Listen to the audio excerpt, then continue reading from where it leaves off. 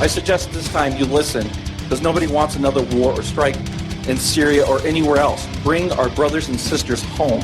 I am truly disgusted that you people are my leaders. Welcome to the Rage Against the Regime podcast, where the status quo gets taken to task. Call in or text your comments to 256-344-RATR. That's 256-344-7287.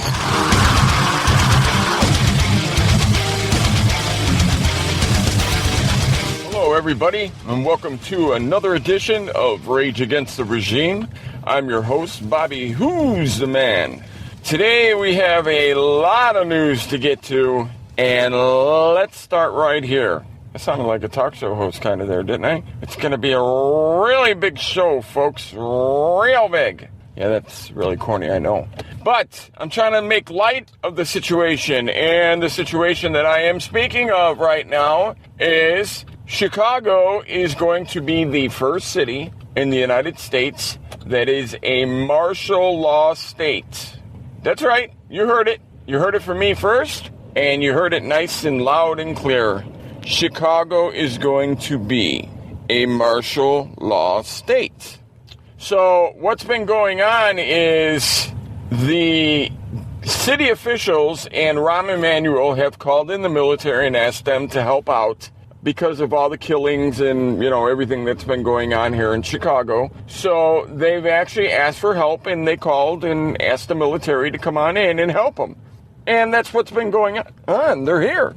The military are cruising around. You see all types of, new vehicles and stuff like that. And, I've even been told that there's UN vehicles here. I have not personally seen a UN vehicle as of yet. I have seen helicopters that were kind of not usual helicopters that I've seen here in Chicago. And they didn't have a lot of markings, and, they were white. I always see black helicopters here. I mean, that's not something that's new. Black helicopters happen all the time.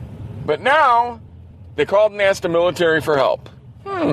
Martial law, police state. But now, this is the kicker. The other day, somebody called and threatened a hospital and said that they were going to go in with a gun and they were going to shoot up the whole hospital. And the police were called in, and they had the building completely surrounded on the outside. And police officers had all types of machine guns and AKs, or that's probably not what they had, but they all had all types of machine guns and stuff, and they were all standing, and they surrounded the building, and some of them in riot gear, some of them just looking like regular police, so on and so forth. And guess what?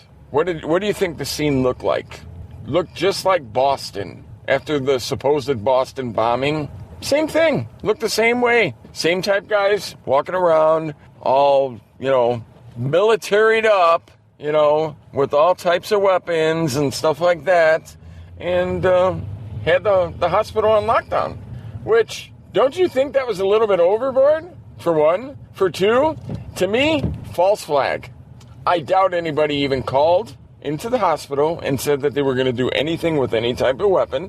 And I doubt very highly that that was the case. Now, I will not deny all the killings, shootings, murders, and everything going on here. It's getting out of control, okay? And a lot of it is gang-related and drug-related. And, when I was a kid, okay, I'm not going to tell you my age, but I'm over 40. Well, okay, I might as well tell you. Most of you know anyway. I'm 45 years old, okay?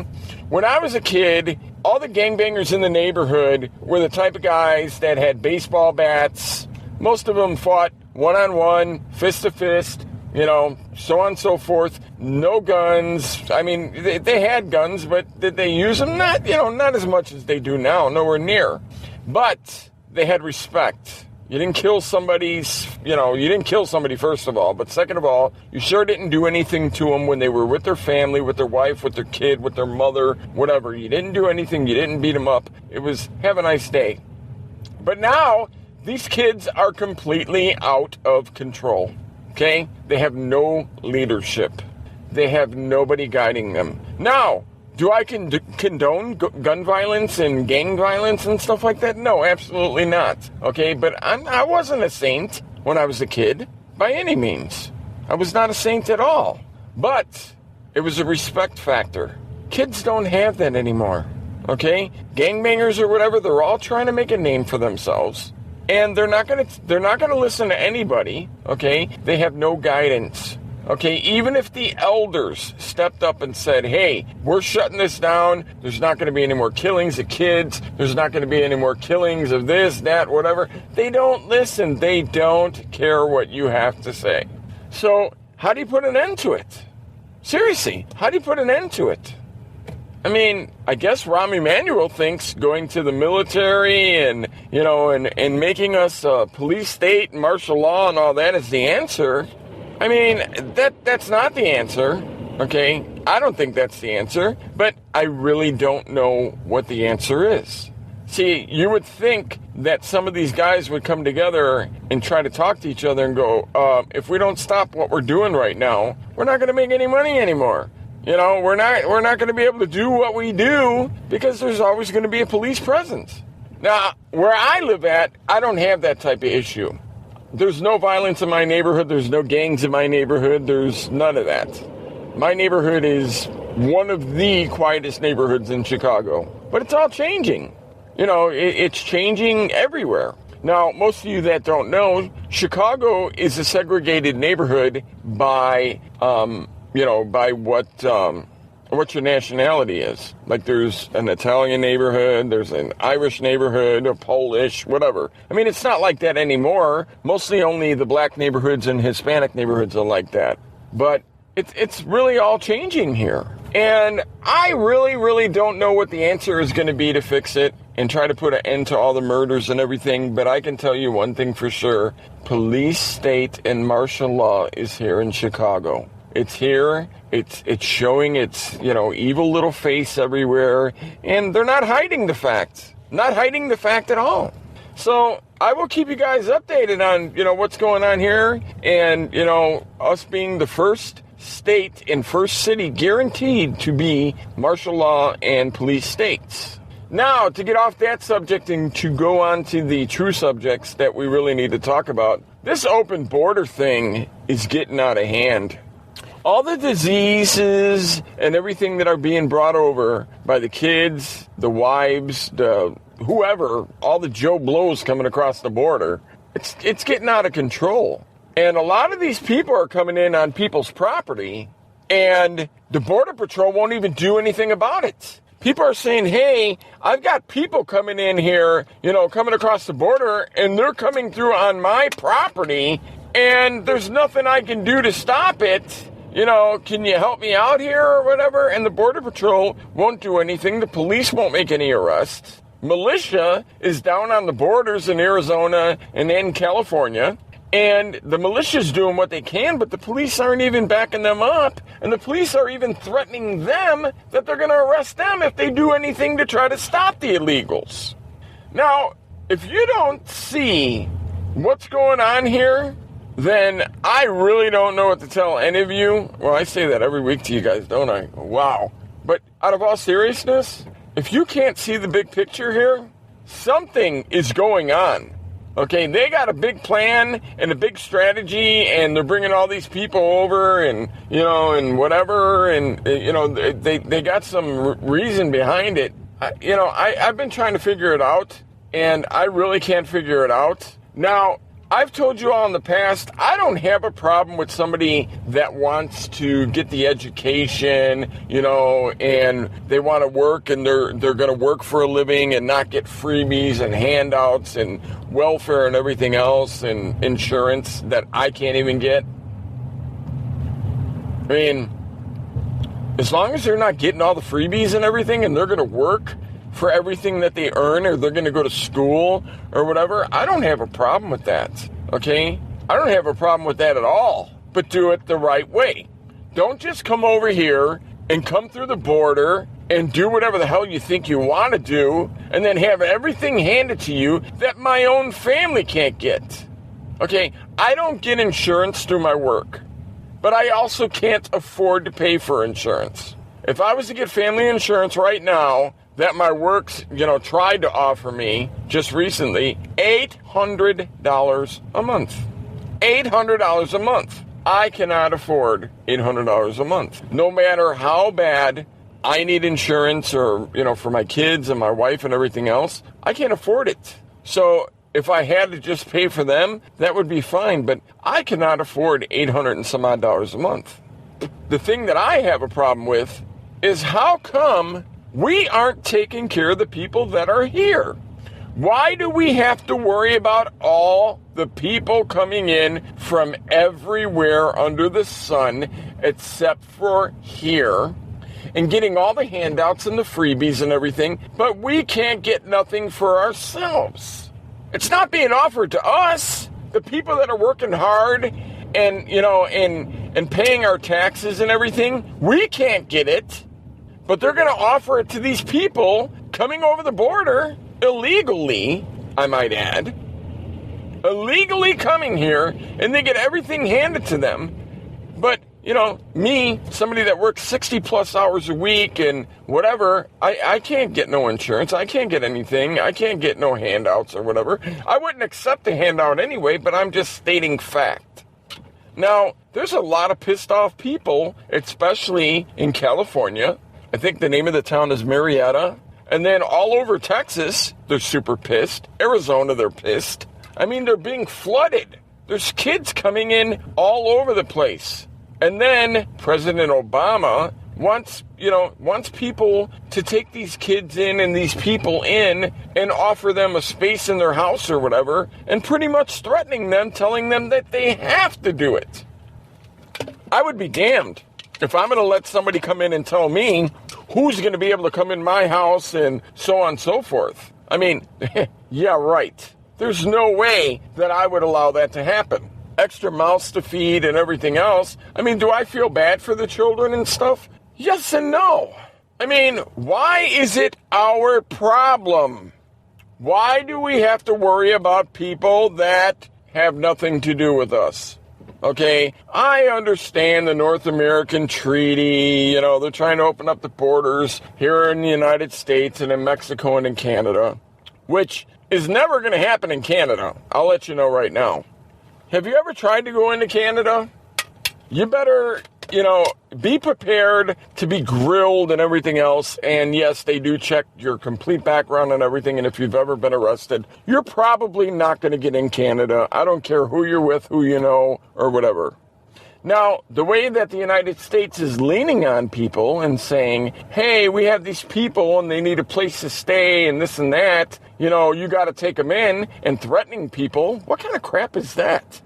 Now, I saw something on the internet, I know it was probably a troll or something, saying, oh, if you take in, a Mexican family, or I don't think they said Mexican, I think they said, if you'll take in, a family or whatever and take care of them or whatever, you can get $6,000 a month or something. Okay, it's crap because they're not going to give nobody $6,000 a month for anything. But if that was true, and they were offering $6,000 a month to take care of one or two people or whatever, would you do it? I mean, you're taking a chance and being at risk of catching some kind of disease. That's for damn sure. And, I mean, how do you know who you're bringing in your house? How do you know they're not killers or whatever? I mean, you see, you could go on YouTube right now and put in child killers, meaning kids that kill people for, different cartels and organizations and even, whatever's going on overseas between, Hamas and Israel and everything else. There's a lot of kids involved in that. So, I mean, would you bring those people in and allow them to come into your house? And if you did, would you be doing it because you're getting paid for it? Or would you do it out of the goodness of your heart? Now, I mean, I always donate. Any of you that know me know that I donate to a lot of causes, and, if I can help out in some way or whatever, I always try to. People here. The one thing that I have a problem with is we have veterans that have fought in many different wars that don't have any place to go, don't, have a roof over their head, they don't have money, they don't have insurance, they don't have medical care, they don't have nothing. And we don't do anything for them. As a matter of fact, the government treats them like they're the enemy. And I have a major problem with that. Now that I sit here and really, really think about it, I have a major problem with that.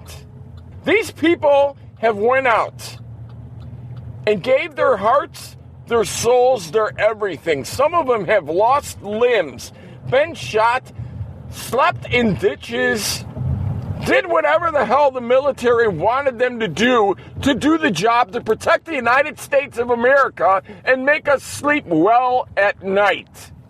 And we can't even help them out and give them anything that they deserve. They deserve help.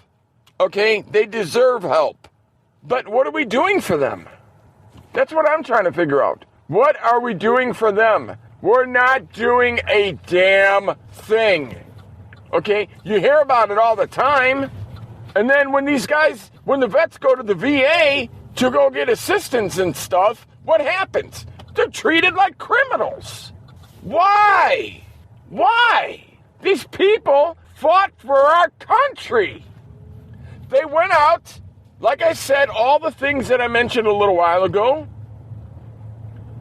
Been away from their wives, their kids, their families for years. Just so we could get a good night's rest. And you know what? I thank all the military, past and present, for everything that you've done for our country.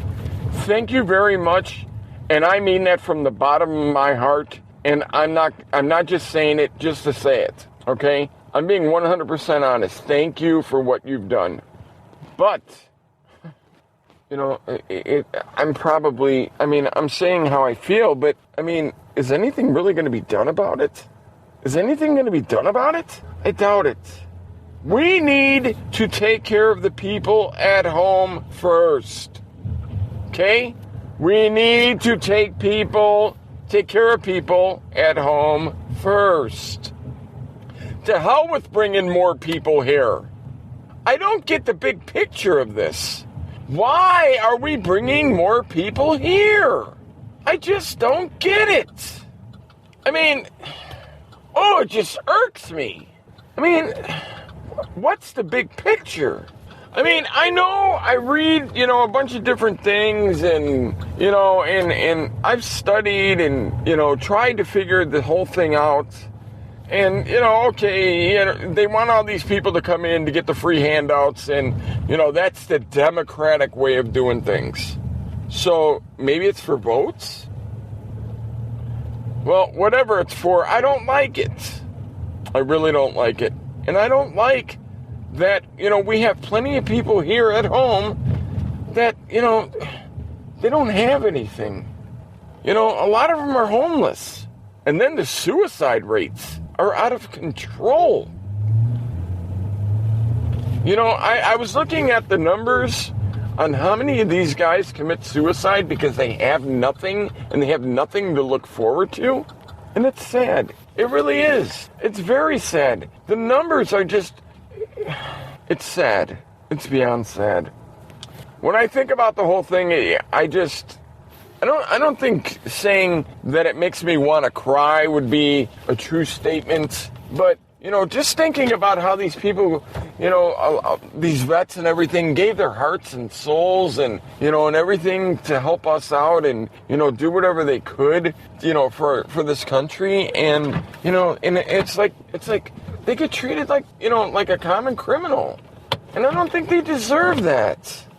All right, to get off that subject, because I'm starting to get mad about it, the next subject that I really want to talk about is I want to talk about the Yellowstone Park and talk about the Yellowstone National Park. Now, there's a lot of reports, and some of them are conflicting, that that Yellowstone Park, that I guess that the magma has been rising like crazy, the ground is coming up, the sidewalks are melting, the concrete. Is this a true sign? Now, Tom from Bunker Report, who I had on my last show, my last guest, and I would like to thank Tom right now because the show was it was outstanding. The numbers were really, really well. That show is by far the best show yet. But, Tom reported the other day that he leaked a video, and it was of the military and of the wow, that was high.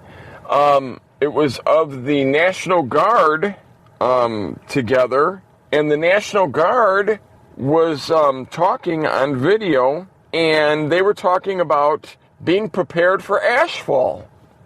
Where else could they be talking about than if they were talking about Yellowstone? Seriously, think about it. Now, on the same video, there's a scientist, Dr. Brown, I believe was his name. He said, what's the chance of this volcano erupting? 0.00000.1% every year. Well, let's see. It hasn't erupted in 640,000 years. So let's put all those 0.1s or whatever together and see what we come up with. Because he made it seem like, oh, you have nothing to worry about. It's not going to be going off anytime soon. Oh, no, don't worry about it. No time soon. Nothing. Hate to tell you, I think it's coming. Any extra money that you might have, I would buy water. Any extra water, if you see it on sale or whatever and you could save money, buy some extra cases of it. Buy different kinds of foods that will last you for a long time. Rice, noodles, whatever. Something that could be, stretched. Like Tom was talking about. Rice is something that can be stretched. All you got to do is throw something in it, mix it in there, and it can last a long time, and a lot of people could eat it. Throw a can of beef stew on it or something. Buy canned vegetables, buy canned foods, whatever, prepared foods, all that type of stuff. Be ready, okay? Buy all that type of stuff. Anything that you think could help you if you had to sit in the house for a long time. Or be in somewhere in a shelter or whatever. If you're lucky enough to have a bunker or a shelter or whatever. Because I'm telling you right now, I think that you're going to need it. Now, am I saying it's going to be today, tomorrow, a month from now, a year from now, 10 years from now? No, I'm not saying that because I don't know. I can't predict it. But I am telling you, I think it's coming. I don't know when, but I think it's coming. And I think it's going to be in our lifetime. I'm 45 years old. What? If I'm lucky, I got 20, maybe 25 years left. Maybe longer. I doubt it. But I think we're going to see it in our lifetime. So that's that. So thanks for tuning in. And I hope to hear back from some of you guys. You know all the ways, to reach us on Facebook, on Gmail, on Twitter, on YouTube. I mean, we're out there, people. And I need for you guys to maybe give me some likes on Spreaker. I'm trying to make it to iHeartRadio, and I need 100 people to follow me. I mean, I've got plenty of listeners, and the show gets listened to a ton, but nobody's pressing follow or like or whatever you got to press, but please press that button. Thanks for tuning in to Rage Against the Regime, and until next time, bye-bye for now. Rage Against the Regime. Millions of people visit Yellowstone each year to see its geysers, fumaroles, hot springs, and mud pots. It's the largest concentration of thermal features in the world. The park sits on top of the world's largest active volcano, the supervolcano. Its most recent eruption was more than 600,000 years ago. All that remains is the top, or caldera. When you enter the park, they'll give you a map if you ask for one, and it has an overlay of the caldera. It's huge. Anytime you come to Yellowstone, you have to drive uphill. And the reason is because this giant plume of magma is very hot, and therefore it's buoyant. It's low density and just lifts the surface up. Dr. Robert Smith has been studying Yellowstone's earthquakes and its supervolcanoes for almost 60 years. And these giant eruptions in Yellowstone of the supervolcano, if you wish, probably last many, many months to even years. Not only that, they're huge, thousands of times as large as Mount St. Helens. Smith and his students use seismographs to map the magma pool underneath Yellowstone's volcano and satellites to determine how much the land swells or bulges. They found that the magma is 2.5 times larger than we had originally imaged. The magma movement is signaled by earthquakes. Smith mentioned the 4.8 magnitude Norris area earthquake that damaged Lake Hotel last spring. That's the biggest earthquake in 30 years.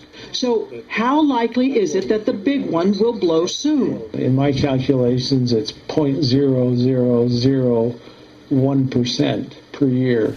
Wanted to jump in here real fast tonight and give you my take on the whole situation with the big news on Yellowstone today about the road melting out there.